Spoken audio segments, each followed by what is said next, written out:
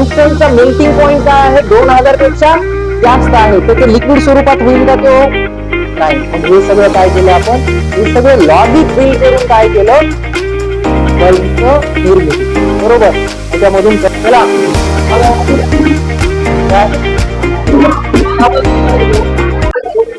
बघा, लक्ष द्या. आजच्या आपल्या एक्सपेरिमेंटचं टॉपिक काय आहे, करंटच्या संबंधी आहे. आणि त्यामध्ये आपण एक लोड लावलेला होता. तुम्हाला 8th स्टँडर्डला, 7th स्टँडर्डला आणि 9th स्टँडर्डला पण करंट, इलेक्ट्रिसिटी यावर भरपूर सारे टॉपिक आहेत. आपल्याला सिंपल डायग्राम काय होती, तुम्ही आतापर्यंत जे पाहिलं, तुम्हाला काय दाखवलं होतं, असं रेजिस्टन्स आहे. बरोबर. आणि तुम्ही काय केलं, ते एका बॅटरीला कनेक्ट केलेलं आहे, बॅटरीचे पॉझिटिव्ह आणि निगेटिव्ह लावले. मग या रेजिस्टन्स मधून जेव्हा करंट फ्लो होतो तेव्हा काय होतं, इथं हीट एनर्जीच्या स्वरूपामध्ये एनर्जी काय होते, डिसिपेट, हे तुम्हाला माहिती आहे. तर हा असतो लोड, ज्यामधून आपण ओहमचा लॉ वगैरे वापरून करंट वगैरे काढतो. पण आता आजचा एक्सपेरिमेंट काय, आपल्याकडे जो लाईट सोर्स म्हणून आपण वापरतो बल्ब, तो आपण कशावर चालवतो, इलेक्ट्रिसिटीवर चालवतो. मग काल आपण एक फॉर्म्युला बघितला होता रेजिस्टन्स. काय होता तो formula, R is equal to numerator मध्ये काय होतं, एल अपॉन एरिया, आणि इथे काय, रो आहे की नाही. हा वाला फॉर्म्युला पाहिला होता. आणि काल आपण डिस्कस केलं की कॉपर वायर काय असतं, अल्युमिनियम वायर का वापरतो, गोल्ड वायरचं रेजिस्टन्स कमी असतं का जास्त असतं, हे आपण पाहिलं. पण आता हा जो बल्ब आहे, मी ती डायग्राम काढलेली आहे, तिथे काय काय असतं बरं, बल्ब सगळ्यांनी पाहिलेला आहे. बल्बचा काय असतो, एक आउटर लेअर असतो. आउटर लेअर कशापासून बनलेला असतो, ग्लास पासून बनलेला असतो, है की नाही. आता हा आपल्याकडे बल्ब आहे, हा आपल्याकडे ग्लास आहे. ग्लासच्या मदत काय दिसतं तुम्हाला, एक इन स्प्रिंग सारखं काहीतरी हालताना दिसतं. तर ते स्प्रिंग सारखं जे आहे ते कोणत्या मटेरियल पासून बनलेलं आहे, टंगस्टन पासून बनलेलं आहे. मेटल, टंगस्टन पासून ते बनलेलं आहे. का बरं, कारण टंगस्टनचं रेजिस्टन्स काय असतं, खूप जास्त हाय. टंगस्टनचं रेजिस्टन्स काय आहे, खूप जास्त हाय आहे. खूप जास्त रेजिस्टन्स असल्यामुळं काय होईल, हीट एनर्जी काय होईल, हीट एनर्जी खूप जास्त तयार होईल. बरोबर. हीट म्हणजे काय, उष्णता. उष्णता तयार झाली खूप जास्त प्रमाणामध्ये. मग उष्णता जर तयार झाली तर उष्णता, तिचा काहीतरी आपल्याला इफेक्ट दिसतो, लाल कलर आहे की नाही. जाळ लावतो आपण तेव्हा फ्लेम तयार होतात, किंवा एखादी वस्तू तापते तर ते काय होते, लालसर रंगाची होते. मग आपण हेच लॉजिक काय करायचं, बल्बमध्ये वापरू. या टंगस्टनला एवढं तापवा की त्यापासून काय निर्माण झाला पाहिजे, प्रकाश निर्माण झाला पाहिजे, आहे की नाही. प्रकाश निर्माण झाला पाहिजे. मग आपण हे कसं करणार आहोत, करंटच्या हेल्पनं करणार, करंटच्या हेल्पनं करणार आहोत. पण आता सिंपल वायर म्हणून, आता ही आपली जी वायरिंग केलेली आहे, या वायर तापत का, हे नाही तापत. का तापत नाही, कारण रेजिस्टन्स कमी. कंडक्टिंग वायरचं रेजिस्टन्स काय असतं, खूप जास्त कमी. कमी रेजिस्टन्स म्हणजे करंट. काल आपण एक शिकलो ना, काय शिकलो होतं बरं, एखादं जर कंडक्टर असेल तर त्यामधून इलेक्ट्रॉन काय होतात, इथून इकडे असं जातात, आहे की नाही. Flow of electron. Flow of इलेक्ट्रॉनलाच आपण काय म्हणतो, करंट म्हणतो. फक्त दिशा काय दाखवतो, विरुद्ध दाखवतो. पण फ्लो होत असताना हा फ्लो म्हणजे इलेक्ट्रॉनचं वहन फार सहजतेनं होतं का, नाही. काय होतात की इलेक्ट्रॉन एकमेकांवर आदळतात, किंवा मधात जे ऍटम्स आहेत त्या ऍटम्स वर सुद्धा आदळतात. म्हणजे तिथं काय निर्माण होईल, घर्षण, आहे का नाही. घर्षण निर्माण झालं त्यांच्यामध्ये. थोडक्यात म्हणजे घर्षण समजून घ्या. खूप सारे इलेक्ट्रॉन थोड्या जागेमधून चालले तर तिथे काय झालं, घर्षण झालं. घर्षण झाल्यामुळे काय तयार होईल, तिथं हीट. एवढं सिंपल लॉजिक आहे. घर्षण झाल्यामुळे तिथं हीट तयार झालं. बरं, आपण हे वायर कसं वापरलेलं आहे, जाड असतं का नाही वायर, आणि त्याच वायर मधून जाणारा करंट आपण किती बारीक तारेमधून पाठवतोय, आहे का नाही? तेवढा जास्त करंट आपण किती बारीक तारेमधून पाठवतो. आणि पुन्हा ह्याचं रेजिस्टन्स पण काय आहे, जास्त आहे. काल आपण शिकलो एरिया जर वाढवला तर रेजिस्टन्स काय होतं, कमी. बरोबर. इलेक्ट्रॉनला जाण्यासाठीची जर जागा वाढवली आपण तर इलेक्ट्रॉनचं घर्षण होईल का, नाही होणार. बरोबर. म्हणजे कमी घर्षण होईल. रेजिस्टन्स काय होईल, कमी होईल. म्हणजे रेजिस्टन्स काय होईल, कमी. पण इथं जी स्प्रिंग दिसते तुम्हाला ती खूप जास्त जाड आहे का, खूप जास्त कमी आहे ना, शॉर्ट. म्हणजे रेजिस्टन्स काय केला इथं आपण, वाढवण्याचा प्रयत्न केलाय, आहे की नाही? रेजिस्टन्स वाढवण्याचा प्रयत्न केला. बर. आणि लेंथ जेवढी वाढेल, लेंथ जर वाढली म्हणजे वायरची जर लांबी वाढली तर रेजिस्टन्स काय होते, वाढते की कमी होते, सांगा सगळेजण. कमी होते, सांगा गायत्री. वाढते. रेजिस्टन्स काय होतं, वाढतं. मग आपण काय केलं बरं, ही स्प्रिंग डायरेक्ट अशी सरळ लावली का, तिला काय केलं, गुंडाळून गुंडाळून लावलं ना. म्हणजे तिची लेंथ जास्त आहे का, एवढी जेवढे दिसायली आपल्याला तेवढीच लेंथ आहे. लेंथ काय आहे, जास्त आहे. फक्त काय केलं आपण, त्याला वेटोळे करून ठेवलंय. जसं की हे वायरची लांबी एवढी का, नाही, वायरची लांबी जास्त आहे, पण काय केलं मी, छोट्या जागेमध्ये गोल गोल करून ठेवलं ना. मग आपण काय केलं, आधीच एक असं मटेरियल निवडलं, टंगस्टन, ज्याचं रेजिस्टन्स काय आहे, खूप जास्त आहे का नाही, रेजिस्टन्स खूप जास्त. पुन्हा आपण काय केलं, त्याचा हा जो एरिया आहे, जाडी, ती जाडी पण काय केली, खूप जास्त कमी केली. एवढंच केलं असं बारीक. बरोबर. म्हणजे रेजिस्टन्स वाढलं. पुन्हा आपण ह्याला असं सरळ ठेवलं का, नाही, पुन्हा काय केलं आपण, त्याची लेंथ पण वाढवली, वेटोळे वेटोळे करून. म्हणजे काय केलेलं आहे आपण, रेजिस्टन्स खूप जास्त वाढवण्याचा प्रयत्न केलाय. बरोबर की नाही? रेजिस्टन्स खूप जास्त वाढलं. मग आता रेजिस्टन्स वाढला असताना काय होईल, खूप जास्त प्रमाणामध्ये हीट एनर्जी तयार होईल. लक्षात आलं? खूप जास्त प्रमाणामध्ये हीट एनर्जी तयार होईल. आणि हीट एनर्जी तयार झाली तर आपल्याला काय होतं, हॉटनेस अँड कोल्डनेस, टेम्परेचर वाढलं. बरोबर. टेम्परेचर वाढलं म्हणजे असं काय होईल, टेम्परेचर खूप जास्त वाढेल. तुम्हाला माहिती का, हे तापल्याच्या नंतर ह्याचं टेम्परेचर 2000 डिग्री सेंटीग्रेड पर्यंत जातं. 2000 डिग्री सेंटीग्रेड पर्यंत जातं. आणि आपण हा मटेरियल टंगस्टन का वापरायलो, कारण ह्याचा मेल्टिंग पॉइंट म्हणजे द्रव होण्याचा पॉइंट किती आहे, 2000 डिग्री सेंटीग्रेडच्या वर आहे. 2273 समथिंग काहीतरी आहे. आपल्या स्टेट बोर्डच्या पुस्तकामध्ये 2 वेगवेगळ्या व्हॅल्यू दिलेले, पण आपल्या काय लक्षात येते, जर हे 2000 डिग्री सेंटीग्रेड तापायले तरी सुद्धा ह्याचं लिक्विड मध्ये रूपांतर व्हायले का, नाही. म्हणजे ह्याचा मेल्टिंग पॉइंट कमी का जास्त, जास्त. 2000 पेक्षा काय आहे, जास्त आहे. बघा, लॉजिक समजलं तुम्हाला.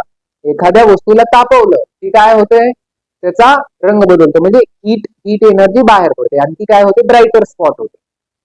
मग आपण काय केलं, असं मटेरियल निवडलं त्याचं रेजिस्टन्स जास्त का, कारण रेजिस्टन्स जास्त असलं की हीट एनर्जी तयार होते. मग आता रेजिस्टन्स कशा कशामुळे वाढते, कंडक्टरची लेंथ वाढवली तर रेजिस्टन्स वाढतं, कंडक्टरचा एरिया कमी केला तर रेजिस्टन्स काय होतं, वाढतं. मग त्या दोन्ही पण गोष्टी या कॉइलच्या माध्यमातून आपण साध्य केला. बरोबर. आता दुसरा प्रश्न, का बरं याच्यावर असं, हे बाहेरचं लेअर आहे, तुम्हाला माहिती, मेटल काय होतो, ऑक्सिडाइज होतो. त्याचं काय होते, ऑक्सिडेशन होते, आहे की नाही? कुठलीही वस्तू आपण ज्याला जाळतो, कुठलीही वस्तू आपण ज्याला जाळतो तर काय होतं, त्याची ऑक्सिजन सोबत रिॲक्शन. फॉर एक्झाम्पल, आपण जर गॅस घेतला, मिथेन गॅस प्लस O2 जर केलं तर काय होईल, CO2 प्लस H2O. आलं का लक्षात? ही रिॲक्शन बॅलन्स नाही, बॅलन्सिंग आपण नंतर. म्हणजे कार्बन डायऑक्साईड आणि पाणी काय पडलं, बाहेर पडलं. मग इथे जो कार्बन होता त्याच्यासोबत काय आला, ऑक्सिजन आला. आयन जो आहे, आयन, आयन सोबत जर ऑक्सिजनची रिॲक्शन झाली तर काय होतं, फेरिक, फेरिक ऑक्साईड. म्हणजे काय झालं होतं, ऑक्सिडेशन झालं, आहे की नाही?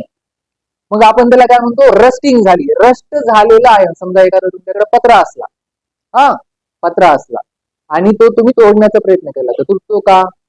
नाही तुटत. पण तो खूप जास्त गंजलेला असला आणि तुम्हाला दिला तोडा म्हणलं तर तुम्ही काय करता, सहजतेने तोडता ना. म्हणजे ऑक्सिजनच्या संपर्कामध्ये जर हे आला आपला फिलामेंट, फिलामेंट म्हणजे काय हे म्हणायचं आपण टंगस्टन जे वापरायचं, तर त्याचं काय होईल, ऑक्सिडेशन होईल. मग ऑक्सिजनच्या संपर्कात येऊ नये म्हणून आपण काय केलं, हे काचेचं बाहेरून एक प्रोटेक्टिव्ह आवरण बनवलं. बरोबर. आपल्याला इथं काय पाहिजे, काय बोला ना, ऑक्सिजन नाही पाहिजे. बरोबर. मग आता ऑक्सिजन नाही पाहिजे तर ह्याच्यात काहीतरी भरावं लागेल ना. मग आपण काय करतो, इनर्ट गॅस भरतो. म्हणजे इनर्ट गॅस म्हणजे असा गॅस जो की कोणासोबतच रिॲक्शन करत नाही. असे काही गॅसेस आहेत. कोणते गॅसेस आहेत बरं? हेलियम आहे, निऑन आहे, आर्गॉन आहे, क्रिप्टॉन आहे, है की नाही, झेनॉन आहे, एक्सियन, रेडॉन आहे, आर्यन, शेवटी ओजी नावाचा एक इनर्ट गॅस आहे. बर, हे इनर्ट गॅस वापरत नाही आपण, वापरतो नायट्रोजन. हे इनर्ट गॅस वापरणं काय होतं, खूप जास्त एक्सपेन्सिव्ह. आपल्याला काय पाहिजे, ऑक्सिजन सोबत रिॲक्शन नाही झाली पाहिजे. बस, ऑक्सिजन सोबत रिॲक्शन नाही झाली पाहिजे. मग आपण काय करू, नायट्रोजन वापरू. नायट्रोजन कुठं आहे, पिरियोडिक टेबलच्या 15व्या ग्रुपमध्ये आहे की नाही, नापास. तर आपण काय भरला, मग इथं नायट्रोजन गॅस भरला. मग आता बघा इथं ऑक्सिडेशनची रिॲक्शन होईल का? मग जास्त हीट असली की ऑक्सिडेशनची रिॲक्शन होणार नाही. म्हणजे मग हा फिलामेंट तुटेल का? नाही तुटणार नाही. म्हणून हे काय होतो, असंच चालू राहतो.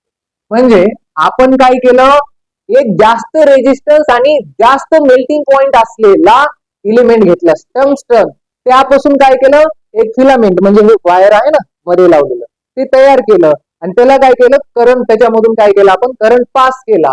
त्याचं टेम्परेचर काय झालं, 2000 डिग्री सेंटीग्रेड पर्यंत झालं. मग 2000 डिग्री सेंटीग्रेड पर्यंत झाल्यामुळं त्याच्यामधून काय पडली, हीट एनर्जी बाहेर पडली.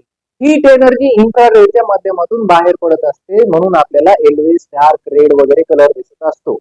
कुठलीही गोष्ट तापलेली असल्याच्या नंतर ती निळी होती का, हिरवी होती का, कशी होती, तांबूस रंगाची होती. बरोबर. रेड रंग, रॅडिश रंग असतो, तो आपल्याला काय दाखवतो, हीट निर्माण झाली दाखवतो आणि त्याच्यामधूनच आपल्याला काय भेटतं, लाईट बाहेर आल्यासारखी वाटते. आपल्याला हे लावून बघायचं, नंतर हे फोडून बघायचं. तर आता जोपर्यंत हे प्रोटेक्टेड आहे, जोपर्यंत हे प्रोटेक्टेड आहे, लक्षात घ्या, जोपर्यंत हे प्रोटेक्टेड आहे, बाहेरचा ऑक्सिजन आला का? नाही आला. मग काय झालं, करंट पास झाला. टेम्परेचर किती वाढलं, टेम्परेचर किती झालं, 2000 डिग्री सेंटीग्रेड पर्यंत काय झालं, त्याचं टेम्परेचर वाढलं. 2000 डिग्री सेंटीग्रेड पर्यंत त्याचं टेम्परेचर काय झालं, वाढलं डिग्री सेंटीग्रेड पर्यंत. म्हणून आपल्याला काय भेटला बाहेर, प्रकाशाला बाहेर. मग ज्या वेळेस आपण याला फोडू, ज्या वेळेस आपण याला फोडलं त्यावेळेस काय होईल बरं, हा ऑक्सिजन मध्ये येईल, हे तापलेलं आहे का नाही. मग तापलेलं असल्यास काय होईल, त्याची या टंगस्टन सोबत रिॲक्शन होईल. टंगस्टनचं काय होईल, ऑक्सिडेशन होईल. ऑक्सिडेशनची रिॲक्शन म्हणजे बर्निंग रिॲक्शन आहे ना, ज्वलन आहे का नाही. ऑक्सिजन काय करतो, ज्वलनास मदत करतो. म्हणजे काय झालं, टंगस्टनचं बर्निंग होईल आणि तो काय होईल, आलं लक्षात. आपल्याला दोन प्रकारे करून बघायचं. आता बघा इथं जेव्हा आपण बल्ब टाकला डायरेक्ट ग्लो झाला. आता ह्याच्या जवळ जरी मी जे हीट एनर्जी तुम्हाला सांगायलोय, ह्याच्या जवळ जरी हात नेला तर तुम्हाला काय दिसतं, हीट एनर्जी जाणवते. बघा हात लावू नका, आली का, लगेच बाहेर येते हीट एनर्जी. जेव्हा आपण ह्याला ऑफ करतो तेव्हा आपल्याला हीट एनर्जी जाणवत नाही. जेव्हा आपण ऑन केलं की लगेच तुम्हाला हीट एनर्जी बाहेर पडताना जाणवते. आलं लक्षात, हीट एनर्जी बाहेर पडताना जाणवते. मध्ये काय आहे, नायट्रोजन गॅस आहे. हे सगळं काय आहे, पॅक आहे. बरोबर, मध्ये नायट्रोजन गॅस आहे आणि हे सगळं पॅक आहे. तर ऑक्सिजनच्या संपर्कामध्ये येईल का तो? नाही यायला, बरोबर. ऑक्सिजनच्या संपर्कामध्ये येत नाही, म्हणून आपल्याला कंटिन्युअसली काय होते, प्रकाश भेटत राहतो. बर, हे 2000 डिग्री सेंटीग्रेड टेम्परेचर झालं, पण टंगस्टनचा मेल्टिंग पॉइंट काय आहे, 2000 पेक्षा जास्त आहे. त्याचे लिक्विड स्वरूपात होईल का तो? नाही. मग हे सगळं काय केलं आपण, हे सगळं लॉजिक बिल्ड करून काय केलं, बल्बचं निर्मिती, बरोबर. त्याच्यामधून करंट वगैरे आपण पास केला. आता हा फुटत आपण फोडला तर काय होईल बरं, हे फुटिंगा क्या, असं नाही फुटिंगा, नाही नाही असं फुटतच नाही, मला माहिती, लेकरांना शिकवलं होतं मला. त्या ना काहीतरी आहे ना, हा, पाणीनं करंट पसरेल, फुटत नाही ते, मला माहिती. नाही नाही आपण फोडू, ते ऑफ करा, ते काढ बरं काय, मग काढ ना, मला तर दिसणार बाबा. हे असं फुटत नाही, बल्ब फोडायची टेक्निक पण लक्षात घ्या. हा घ्या, हे असं फुटत नाही, इकडे या. हा नाही फुटत बस, नाही आणि नाही ते हे घ्या, ते पकड घ्या, हा पकडी नाला असं दाबाला,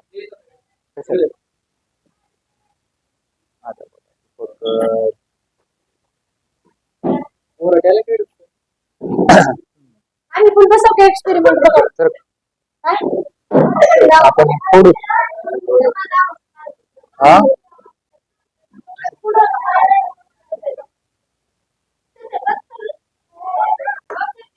हा म्हणजे मला पाठव,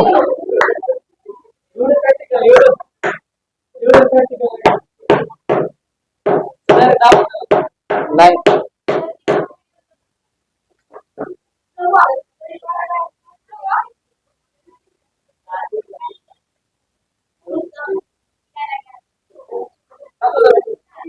मला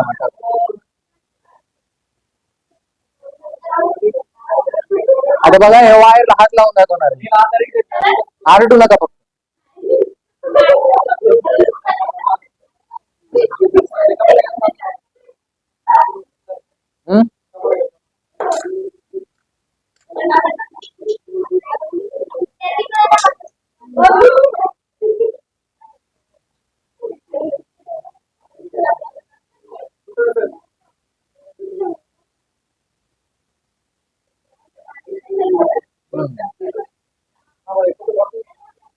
अरे बघा बरं का, लय मजा आहे. अरे गायत्री, कोणाला जायचंय IIT ला? हा लावतो, हा आता बघा, आता असं प्रोटेक्टिव्ह लेअर आहे का? नाही. म्हणजे काय होईल, ऑक्सिडेशन, ऑक्सिडेशन सोबत रिएक्शन होणार आहे. हाय टेम्परेचर आहे, जेव्हा ऑक्सिजन आला म्हणजे काय होणार आहे, बर्निंग होणार आहे, बरोबर. मग बर्निंग जर होणार असेल तर मग आता हे टंगस्टनचं वायर काय होईल, लावल्यानंतर ग्लो होईल, थोडासा व्हाईटिश रंगाचा गॅस निघेल, कार्बन डायऑक्साईड, आणि ते बंद पडेल.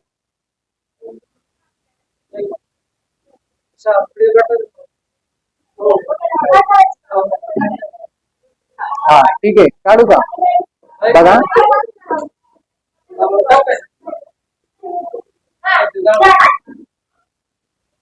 हे गेलं कार्बन डायऑक्साईड. बर, हे बर्निंग झालं कशावरून, आपल्याला हा तो बर्निंग झाल्याच्या नंतर, ऑक्सिडेशनच्या नंतर गॅस काय झाला, निघून गेला, बरोबर, बाहेर. मग हे बर्निंग झालं. आता हा फिलामेंट तुटला, लाईट बंद करा. हा थांबा थांबा, आता ही चिटकिंग तो डबल लागेगा क्या?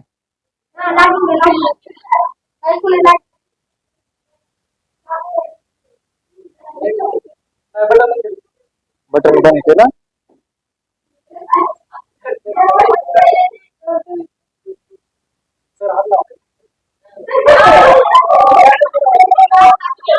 पिन काढा, पिन काढा.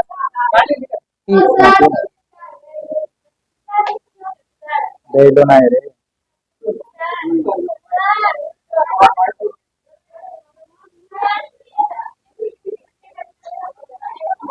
हा बघा आता इकडला लावा डबल.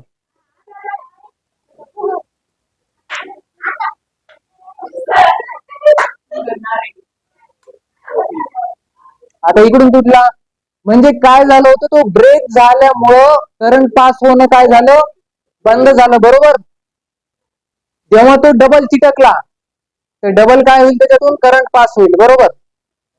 म्हणजे डबल पास झाल्याच्या नंतर काय होईल, डबल ते होईल. करा पण काय दुसरा फोडायची गरज नाही.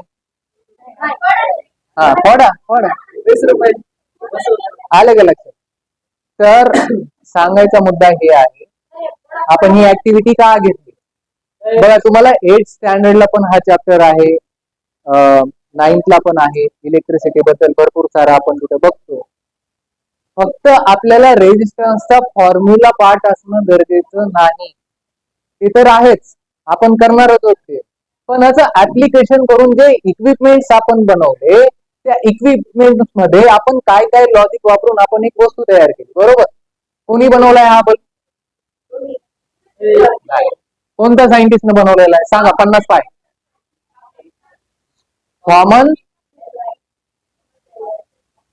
थॉमस एडिसननं बनवलेला आहे या ना मध्ये. तर त्या एडिसनने भरपूर सारे एक्सपेरिमेंट केल्याच्या नंतर फायनली तो सक्सेस झाला.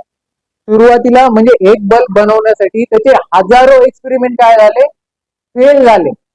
तेव्हा त्याला एका अटेम्प्ट मध्ये सक्सेस झालं. एका अटेम्प्ट मध्ये सक्सेस झालं हे आपल्याला दिसते, पण आता ते हजारो वेळेस तो फेल झालेला ते नाही ना दिसत. तर ते 1000 वेळेस जेव्हा फेल झाला तेव्हा त्या प्रत्येक फेल्युअर मधून त्याला एक नवीन गोष्ट काहीतरी काहीतरी काहीतरी करत गेला. बरोबर. मग त्या फेल्युअरच्या नंतर सगळ्या गोष्टी त्यांनी करेक्ट केल्याच्या नंतर इन्व्हेन्शन झालं आपल्या बल्ब. कळालं का सगळ्यांना. चला आपण थांबू. नेक्स्ट संडे किंवा सॅटरडे आपण वेगळी ऍक्टिव्हिटी घेणार आहोत. सगळ्यांनी टाइमावर यायचं. ओके. चला काय